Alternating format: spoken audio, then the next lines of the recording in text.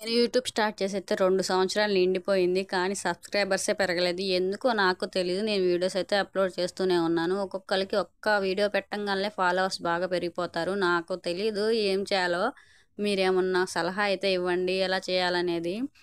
నేనైతే పెడుతూనే ఉంటాను. నేనైతే నిరుత్సాహపడను.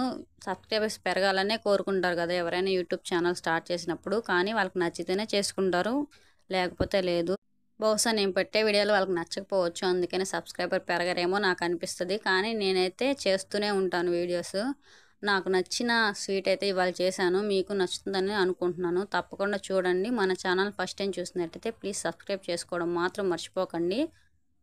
స్వీట్స్ చేయడం చాలా కష్టమే. మనం చూసినంత ఈజీగా అయితే ఉండదు. 5, 10 నిమిషాల్లో అయితే అవ్వదు. చాలా సేపు సమయం పడుతుంది. కానీ చాలా సమయం తీసుకుంటేనే దానికి టేస్ట్ అనేది వస్తుంది. స్వీట్ షాప్‌లో అంత కాస్ట్ తీసుకుంటున్నారు అనేసి మనం అనుకుంటాం. కానీ అది రీజనబుల్లే. ఎందుకంటే దాని వెనక చాలామంది కష్టపడతారు. ఆ కష్టం అనేది మనము చేసినప్పుడే మనకు తెలుస్తుంది. నేనైతే ఈరోజు మోతీచూర్ లడ్డు అయితే చేస్తున్నాను. నాకు చాలా ఇష్టమైంది మోతీచూర్ లడ్డు. మీరు కూడా ట్రై చేయండి. మీకు బాగా నచ్చుతుంది. తప్పకుండా ట్రై చేయండి. మనం ఇంట్లో చేసుకుంటే ఎలా ఉంటుందో కూడా ఒకసారి ట్రై చేయాలి కదా! ఒక కప్పు శనగపిండిని తీసుకొని ముద్దలు లేకుండా బాగా కొద్దిగా జారుగా అనేది అట్టు పిండిలాగా అయితే కలుపుకొని పక్కన పెట్టుకోవాలి. ఒక కప్పు పంచదార తీసుకోవాలి. ఒక కప్పు శనగపిండికి ఒక కప్పు పంచదార అయితే సరిపోతుంది.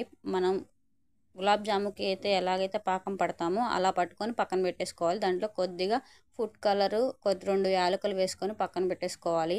గింట ఉంటుంది కదా! చిల్లుల గంట మీద కొద్దిగా మనం కలుపుకున్న పిండిని అయితే వేసుకొని బాండీకి అయితే జస్ట్ ఇలా ప్రెస్ చేస్తూ అలా కొడుతూ ఉంటే కిందకి పూస పూసగా అయితే పడిపోతూ ఉండిద్ది బూందీ అనేది.